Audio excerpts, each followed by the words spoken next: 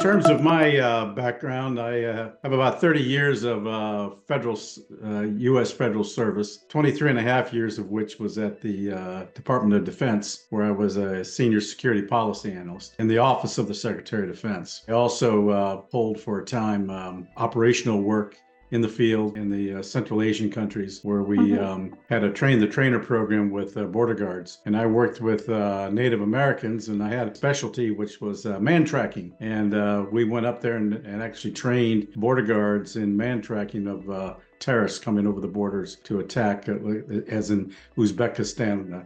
They would come in and attack Tashkent, the capital. And so they would come through certain areas, and we would actually be able to track them down and capture them before they went on in. So we had a lot of operational time there. Also in Kazakhstan, Kyrgyzstan, and Uzbekistan primarily. And then 9/11 occurred, and I was recalled back to the Office of Secretary to do link analysis of terrorist groups worldwide. And we linked up with SOLIC, which is the Special Operations Command. SOCOM. That way we were able to figure out where the choke points were of the bad guys and basically take them out. Come 2003 for Iraq, I was my office at that time actually monitored stuff that was going in and out of Iraq, and we knew they didn't have WMD, and I so stated that to the principals in the secretary's office, and it was all ignored. In fact, I was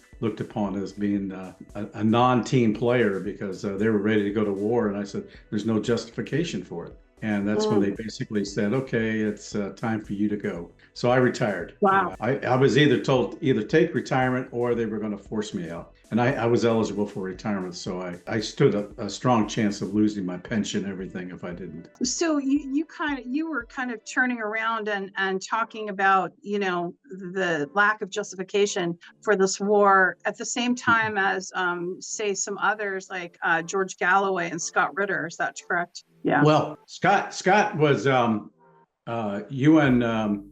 He was working for the UN at the time for inspections, and he agreed there was nothing there. His teams had been in there for a decade. It was since the Gulf War. I mean, the Desert Shield, Desert Storm period, which I was involved in as well. I mean, they had some off-the-shelf stuff, but nothing operational. And they still had their scientists intact. There was still wanted. Still rewards for their capture. We had in 2003. I was working with an intermediary in Lebanon who was working with the Syrians, and at that time there was a relationship between the U.S. and Syria, but it was through the CIA channel. Well, the Syrians cut that off, and they turned to us in OSD, Office of the Secretary of Defense, because they knew that we were about ready to go to war, and they didn't want a war because they knew that if there was a war in Iraq, there'd be a spillover effect into Syria, which there was. So we worked through a Lebanese American contact who was a friend of mine, and he came to me and he says, Saddam Hussein basically has terms for unconditional terms to avoid conflict. So I took them and sent them on up to the Secretary's office, and they were ignored. There were 6 provisions, 2 of which we could have tested immediately for implementation. One of which was Saddam had offered to allow us to send in 5,000 troops to look for WMD, and the Syrians agreed to stage them. And so we could have walked into the doggone country. We didn't have to do shock and awe. But secondly, there was a terrorist guy by the name of Yassin, who was involved in the first attempted destruction of the World Trade Center back in '93, I believe it was. And he immediately had escaped to Baghdad after that episode. And his compatriot remains in U.S. custody to this day for life. But he went on to Baghdad, and they would have handed him over to us.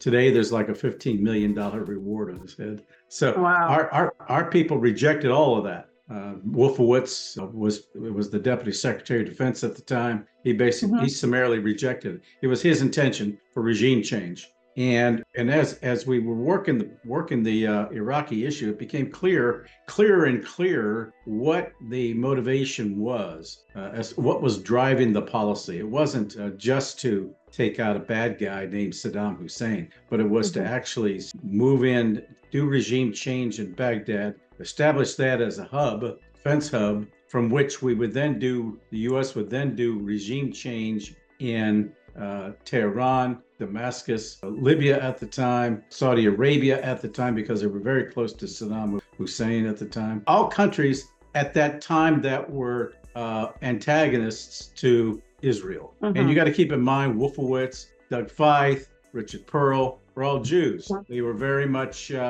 involved in the protection of Israel. Basically, they worked with Netanyahu very, very closely. Were they Zionists or were they Jewish? So they were Zionists. Oh, they're Zionists. They were. Okay. Yeah, they're Zionists. Yeah. I know. I'm fully aware. You're fully aware, yeah. But I mean, I just mean that a lot of people listening and watching, you'd be surprised, are not. They don't know the difference between the Zionists and the Jewish population. And right now, the struggle that they're seeing with the Jewish people that are against what's happening in Palestine. And so, but you have a lot of Zionist money in Congress. And so it's good to kind of bring along that AIPAC money that started coming in around that time, or a little before, I guess. Yeah. Maybe as far back as 1955. I don't know. So yeah, well, it's not just Zionist money that is fueling these endless wars. It's the defense industry itself, and a lot of these neocons who are Jewish and Zionists have set up their own little entities, like the Center for Security Policy, run by I forget his last name, but they're all very much in tune to the neoconservative approach, and all of their sponsors are the defense industry. That's how they get paid. These defense contractors like Lockheed, Grumman, all these guys, they're all support these nonprofits, allegedly nonprofits, but these centers, which are neoconservative bastions for influencing policy in Washington. You know, it's interesting because we're in this present moment where all of this is kind of coming to a head. Netanyahu is back in power, and again, there's more bloodshed, and again, all the Congress that gets AIPAC money. I think Matt Gaetz is one of the few who didn't. Ron Paul doesn't, but there's you could count them on one hand how many members of Congress do not get AIPAC money. And when we're talking about AIPAC money, we're talking about millions of dollars. We're not talking about like a few thousand here, a few thousand. We're talking these members of Congress are beholden to these people that are giving them millions to make sure they get elected. So there was even a brag on social media by AIPAC stating, hey, you know, we've been able to lobby effectively, and we have Congress, we have the US Congress. So, you know, there's always a tweet. I wanted to ask you, because of what's just now happening in Syria, but at the same time, you have a very corrupt Joe Biden regime, right? I wanted to ask you the coalesce kind of of the Biden regime with this AIPAC and what's happening with, they're trying to push this proxy war against Russia via Ukraine, but Syria is now in play because of, the relationship with Russia and all of that. And if you could educate our audience a little bit about that, and that why that matters and how it interconnects. The neoconservatives are in both camps, both Republican, Democrat parties. Lindsey Graham. Oh, Graham is just a flamer. I mean, he's just out of control. He's out of control. Yeah. But he's also a good friend of Trump's. But Trump has begun to temper a little bit. I think Trump learned a lot from his first administration when he was surrounded by these neocons like Bolton, Pompeo, and they drove him basically into this policy of no return and backing Netanyahu 100%. And we saw the consequences. It has created greater complications on the international scene, most especially in the Middle East today. Biden hasn't been terribly close to Netanyahu on a personal level. However, he does support the state of Israel, its existence, and also there's a commitment. You got to keep in mind that you were talking about the AIPAC money. The United States annually gives Israel $3.5 billion in grants a year. A lot of that money is probably recirculated AIPAC money to give to members of Congress. When you think about it, I mean, it's a circular thing. So you wonder where does Israel get all of its money to pay all of these politicians on Capitol Hill? And you saw when Netanyahu came and addressed the joint session of Congress just before he launched into Gaza in a heavy way, and the members of Congress applauded. You knew right then and there that what he basically had outlined was his war plan to the U.S. Congress, and they endorsed it by applauding. And that war plan also included going after Iran, going into Iran, and it also included scooping up the West Bank, going into Lebanon, and it was a very messianic message on Netanyahu's part to reclaim what he said. What he said was God's gift given right to the Jewish people. Well, that totally disregards the 8 billion other people who are out there in the world, because the Jews, in his mind, are the chosen people. That the Talmudic code of theirs, where everybody else, and you see this with the rabbis, and there's video after video on this of rabbis preaching, and even within the IDF, the Israeli military, that everybody in the world other than them are animals in human form, to serve them at their will, to be their slaves, because they are the chosen people. I just saw a film on it. I just saw a video on it just the other day. I mean, this was a rabbi addressing his congregation on this. It's really scary. And this is the kind of thing you thought was quashed after World War II, of the superior race type of thing by the then Nazis. But apparently the Zionists have learned well. In fact, the Zionists wanted to set up a Nazi just before World War II. The Zionists actually wanted to set up a monument to Nazism in then Palestine before World War II, which showed that they ignored what was happening to their own kind. This is just the way they were thinking at the time. Well, and but the Zionists are different. Here, to Syria, because this is, at this moment, there's a lot of people giving Western media in particular, giving false accounts of what was happening. And luckily there are people like Vanessa Beeley and some other really good independent journalists that are on the ground that are giving more accurate pictures of what's happening there. Why is Syria all of a sudden at play? Why is the US trying something here, also simultaneously in Georgia, also simultaneously in Ukraine? So I don't really see the US having resources to do all this for much longer. What is your read on that? Well, they haven't had the resources. Right after the fall of Afghanistan, within 2 weeks, you had Lloyd Austin going into Georgia, going into Ukraine. And this was, of course, before the special military operation, saying, we really want you to become members of NATO. The whole idea, no, you're absolutely right. We don't have the resources now as a result of the conflicts, not only in Ukraine that have been ongoing for 1,000 days, but also in Israel. Our stockpiles are diminished. There doesn't seem to be a strategy. We seem to be more operating in terms of a reaction to events rather than having a planned strategy. Consequently, the whole notion was to try and contain Russia. But what Russia has shown is it's a much stronger comeback. And they've also demonstrated weapons that the United States does not have in its inventory. And that would include the hypersonic missiles. I think the Orezhnik missile is extraordinary. It's almost revolutionary in terms of its capabilities. I remember the day that we saw that, and the Pentagon canceled their briefing for a day because it took them aback. They didn't have the knowledge, or they had a basic, but they didn't have the full picture. That's true. They had a notion that there was something like that, but did not realize its full capability.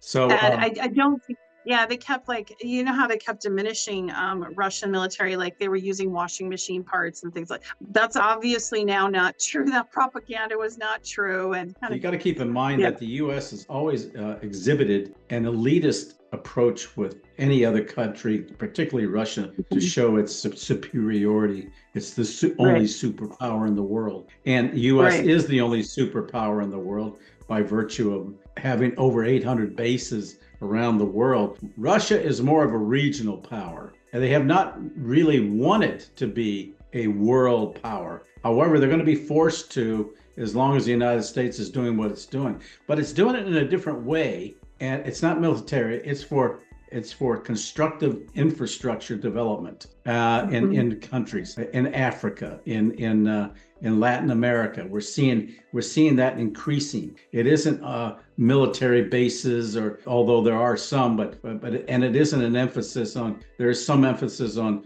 military training, but it's mostly in development, in structural internal development of these countries, which is what the African countries have been screaming for, which has now led to the attraction to BRICS. But as far as Syria is concerned, what happened in Syria? It's been latent for quite some time. It's the opposition. And the timing was impeccable. The timing was not coincidental whatsoever. And that's why you saw Netanyahu rush to come up with an agreement on Lebanon with the Hezbollah through the U.S. intermediary, Amos Hochstein, only because they were planning their next phase.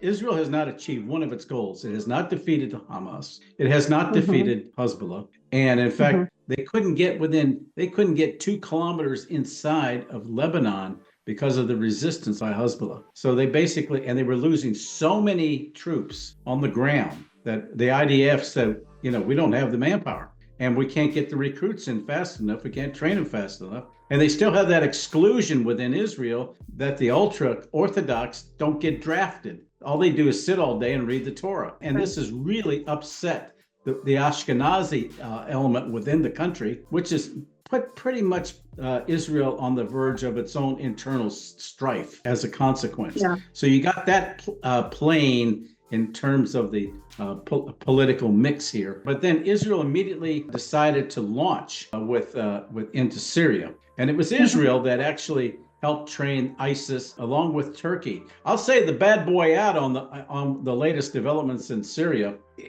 Even though this was up around the Aleppo region in Idlib, and where you have the reactivation, if you will, of ISIS and Al-Qaeda, but they're backed primarily by not only Israel, but also Turkey. The biggest loser in this, because you saw the ISIS types with armor, and they had tremendous numbers, like 15,000. They were organized. This was all very organized. And it looks like it was a deal between the Israelis and the Turks in order to ultimately do the following, and that was to halt in Syria, not only attempt to overthrow Assad once again, but to halt the flow of goods coming in from Iran through Syria into Lebanon. So the Israelis decided to switch tactics in order to basically cut off Hezbollah's access to needed arms and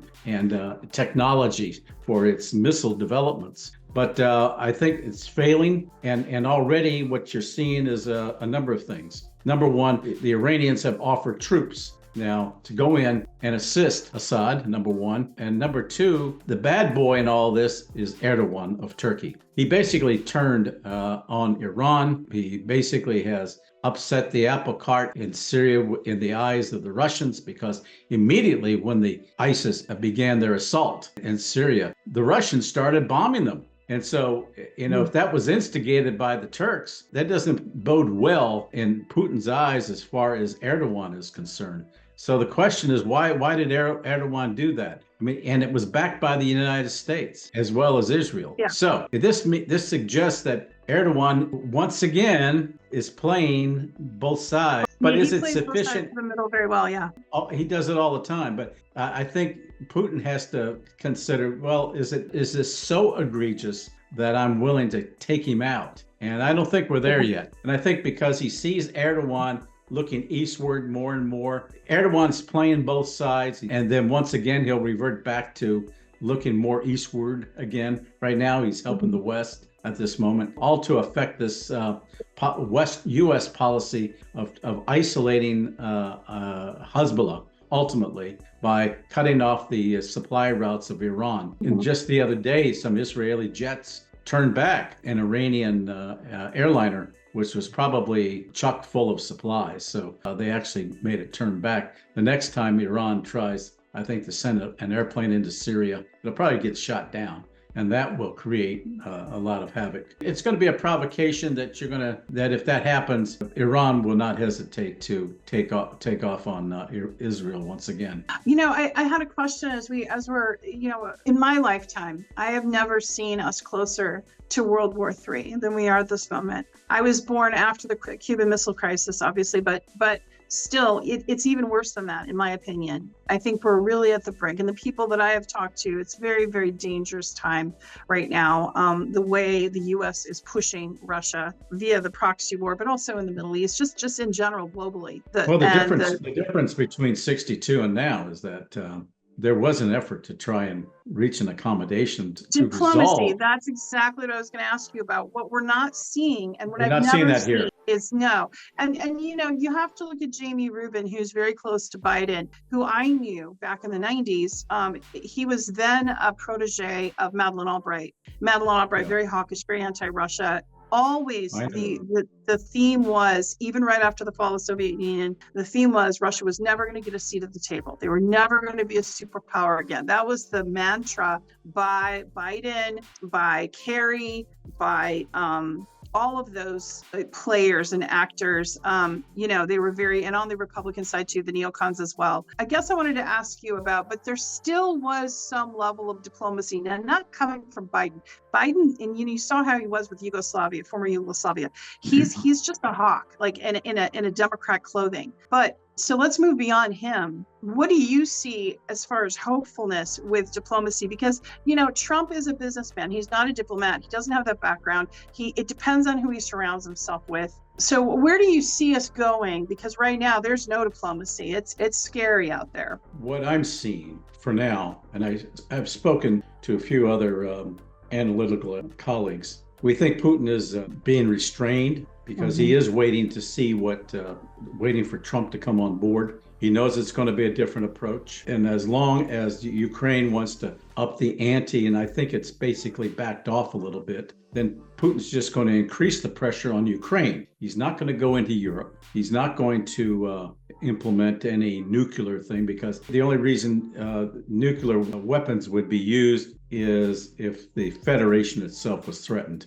It's not being threatened. Yeah, it's got a little pinprick here and there in Kursk, but that's been contained. And to what avail? To what end? And the Ukrainians haven't basically outlined what that strategy is, because there is no strategy. That's the reality. No. So I think that we're going to probably see some very quick diplomatic maneuvering going on. And Trump as well has already indicated that they're willing to talk to one another. And Putin has always said, look, I'm willing to negotiate as long as the terms are realistic and as long as we're in the mix. It's very clear from all the history that's now coming out, but which the mainstream media blocked to the Western world, the reality that there was an agreement before the SMO. There was the Minsk I, Minsk II at the time, and Victoria Nuland has now conceded. Yeah, we encouraged the Ukrainians not to agree. And even after the SMO began in February of 2022, they sat down in March,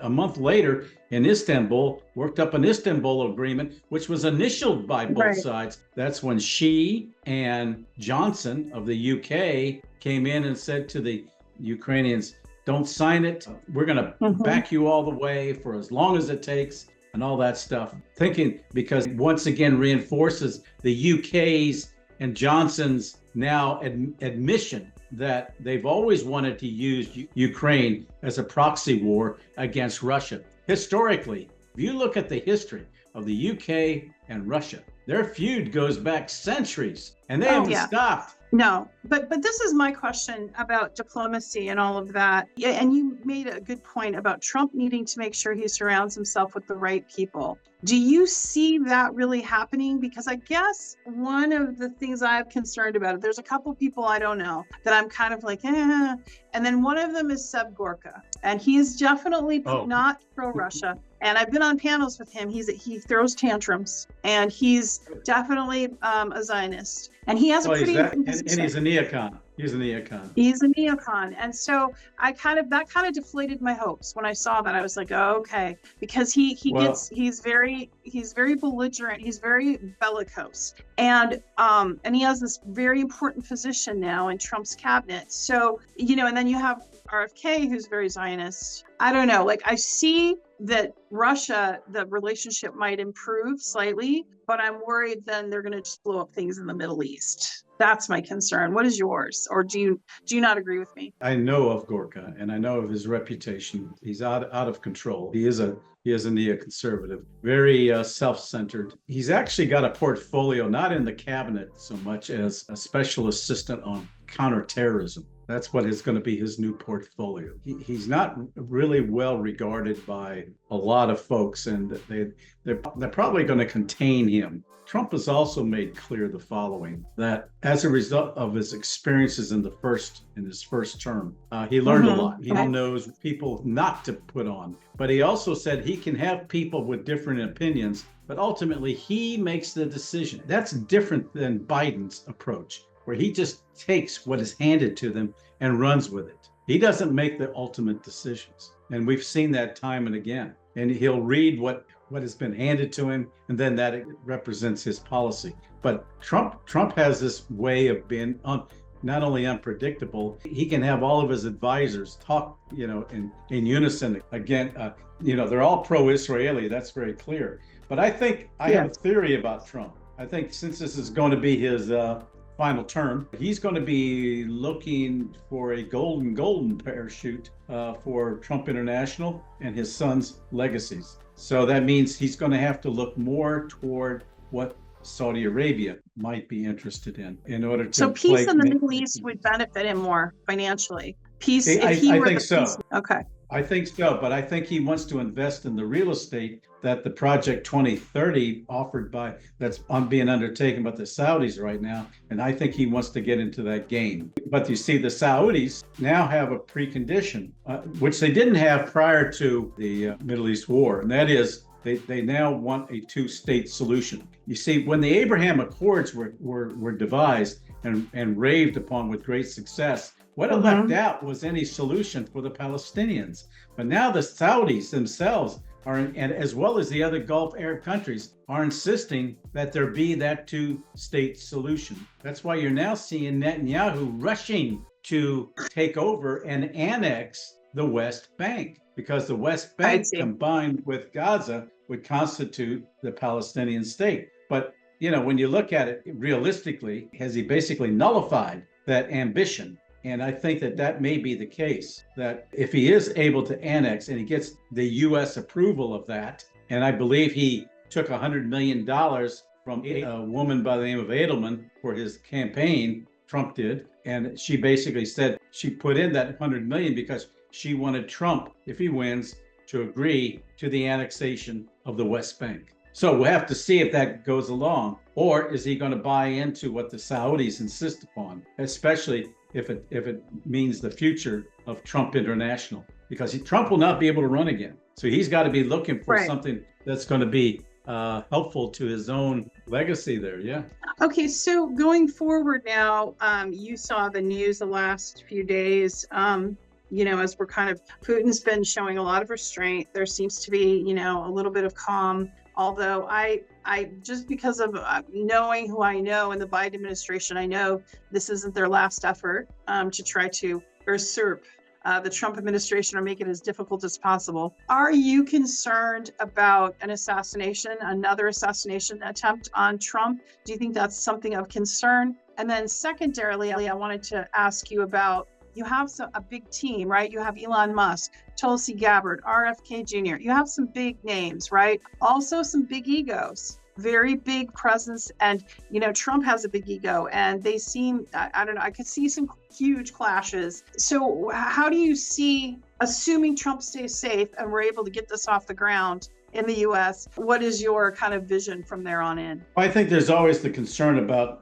assassination attempts. Undoubtedly, there will be other attempts, but any president has to live with that on a daily basis. Trump has a particular issue there because of Iran. I know for a fact that the Iranians, the IRGC, had put out a list of 46 Americans for a fatwa against them for the killing of General Soleimani back in 2020. And this is one of the things, by the way, that episode is one of the things that irked Trump a lot, because it was supposed to be a joint operation between Netanyahu and Trump. At the last minute, Netanyahu pulled out, leaving the United States holding the bag for the assassination of Soleimani.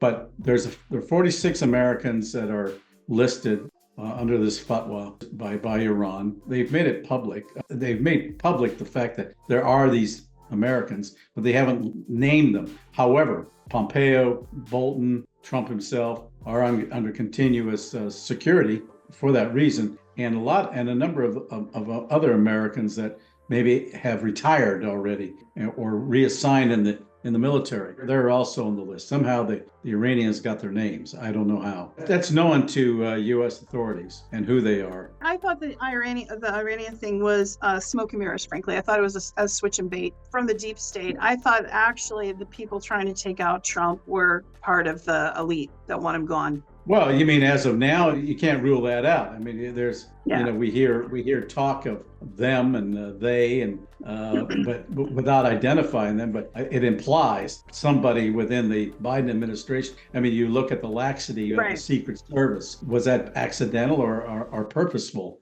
The way, I mean, the laxity was just unbelievable. It was remarkable. It was remarkable. Yeah, it was not realistic. It almost looked like a staged. But you mentioned the egos of all these other high-level types in his administration. Mm-hmm. Frankly, of all of them, I think nobody has a greater ego than Trump himself. His ego will prevail in the scheme of things. And you already see in the body language between Elon Musk and Trump, he does yield to Trump. I mean, I've seen that just by looking at his body language. I mean, he's smart in his own right, but he's also been given a level of responsibility.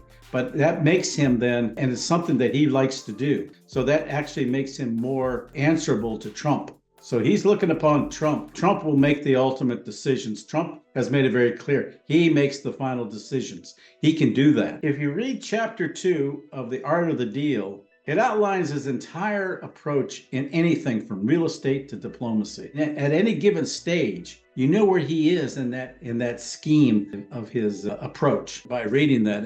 It's on Google, by the way, chapter 2, Art of the Deal is on. You see, he starts off with that lambastic stage, and then that's to establish, not only to get attention, but then to establish leverage. And then they go into a negotiation of some kind of trying to work out a deal, whatever that might be, to find a compromise, which is oftentimes less than what they wanted when they first began, but at least they get something out of it. That's how he succeeded, basically, in setting up talks with Kim Jong-un. Initially, it was Rocket Man, my nuclear button is bigger than yours, initially. Well, that got the world's attention. They thought they were going to be going to war, but then it opened up. And Trump, to this day, is the only Western leader that's ever sat down and had a chat with Kim Jong-un. Can he do it again? Yeah. We'll see. His approach is different. It is different. It's kind of, and it is upsetting the apple cart with some of the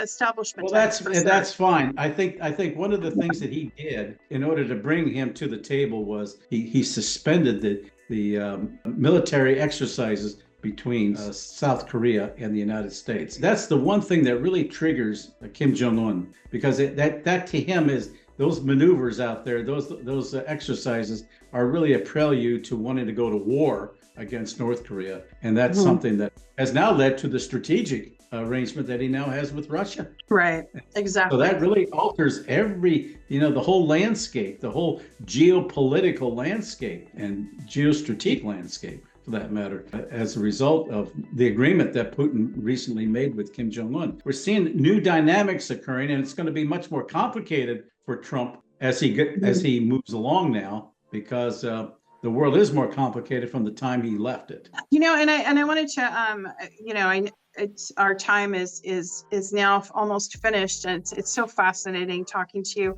I met you at the BRICS summit, actually, in Kazan, Russia, and then we saw each other again at another conference. But I wanted to ask you as a final question, because I've seen you now in Moscow a few times. What are your, as an American and as a former, long-term American government employee, what is your opinion of Russia now and watching the evolution of it over the years? And how has your experience been coming here and doing these conferences and talking and interacting? I was in Russia first time, right after the fall of the Soviet Union. It was dark, it was bleak, no lights at night, no nightlife, no lights. I mean, it was just stark. And then I went back in 2017, and it was for a Valdai discussion group, and it was totally different. It was there was nightlife, there was restaurants open, there was young people on the streets. They were very happy. And then I came back to Moscow. I was in Kazan with you, and then went to Moscow a month later for another conference. And it was even more festivities and openness. And the thing that's remarkable is that people are willing to help you if you ask them for help. I mean, and you treat them equally. As an American, they're going to be a little suspicious of Americans, but if you treat them like human beings and everyday people, they're more than happy to help out. They don't wear their emotions on their sleeve, that's for sure. And things are clean, very orderly. And frankly, I was struck by the fact that there's so many vehicles on the road. And a lot of them are from other countries. China and stuff, Well, not only China, but I've seen Nissans, I've seen Volkswagens, I've even seen Cadillacs. I mean, where are these sanctions I heard about? It doesn't seem to be all that affected by sanctions. I think BRICS demonstrated that Russia is not isolated. And that's really important. Putin is not isolated, that the country is thriving in trade, in relationships. And I think that this shows a strength. And I think it's really caught the United States off guard. They don't know how to respond to that. They would have thought that their sanctions would have been the ultimate in decapitating the regime itself and having a regime change. But it's just been the opposite. It's actually helped and bolstered the prestige of Putin in the world, as I've seen, because he's now regarded as one of the top adult leaders in the world today. Speaking of that, he's one of the only adults in the room as we discuss, nuclear conflict. You're absolutely right. Well, with Trump coming back, you're going to see a triad here of power. Not only Trump and Putin, but also Xi Jinping. They're going to find. They're basically going to. Even though they have different systems and concepts, you see Trump already blustering against BRICS. Yes. That'll calm down. There'll be ways that they can deal with that in which they find a happy medium. As Putin put it with respect to BRICS, it's not anti-Western, it's non-Western. And I think that is a very important distinction that Americans. In other words, they're willing to work with the West, but they're saying the hegemony is over. That's all. Western is over. Yeah. That's correct. They want to use their own currency, and they want to encourage other countries to use their own currency and be a player. I think it encourages more innovation and more competition. And I think Trump, hopefully, if he truly is a businessman, he'll start looking at it as a capitalist rather than, as a threat. Well, I think he can have a good conversation with Putin's emphasis on pushing the multipolar concept is to give the developing countries more of a lift up, not a handout, but a lift up. Because right now, Western institutions are not supportive of that. And that's why I think that needs to be recognized even by the West and to deal with it. I think Trump has had some sense of that by saying, look, we will, if you stay with the dollar, we will, not have barriers or sanctions against you. I think what the U.S. is going to do in response to BRICS, briefly, I think Trump should seriously consider putting the dollar back under the gold standard, and that will make the dollar more attractive, along with energy independence that he's talking about. And in that way, at least the developing countries will have an alternative to go to if the Western institutions don't open up to them. They'll at least have BRICS. So I think they can complement each other, but not necessarily be in competition with one another. or replacing each other. And then, you also have, realistically, you have a whole new world that we don't even really understand yet, with AI and crypto coming into it very much in the forefront. I don't understand it. Yeah, well, it is the future, and it is like happening as we speak. And so that's going to change the landscape in ways we probably can't imagine in this conversation. But I really appreciate your time and energy. What are you working on now? And are you going to be coming back to Russia soon? Or are you staying stateside, or what's going on in your I'll world? stay stateside unless I get an invitation to attend conferences and participate. But I'll continue my strategic analysis on RT and Sputnik. And that's good. That's good. So we yeah. look forward to having you. Thank you. I know RT does. I've really been upset about the censorship of RT, but I think that'll change with Trump as well. I think those doors will open back up. And I really am excited to see more of your work. So I know you're not on social media, but if people want to look at your work, or is there a way that they can find that? And is there a link that we can put? They can type in my name and RT, and they'll see a lot of videos, a lot of interviews. I purposely don't do social media. Right. I understand. I totally understand. Well, thank you again. And I hope to see you soon. And hopefully when it's warmer, it's getting really cold right now in Russia. Not as cold as last year, but May is always a perfect time to come. So hopefully there'll be some good forums or conferences then. Hopefully. So, yeah. Good. Thank you so much for being on and joining me today. Thanks for having me. All right, everyone. Have a good night, and thank you for joining us.